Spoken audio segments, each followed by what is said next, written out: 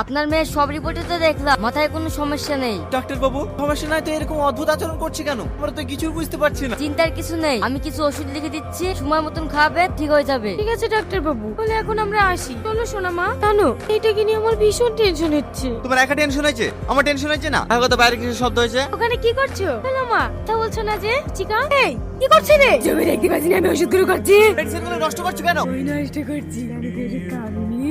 ছেড়ে দে মা, ছেড়ে দে।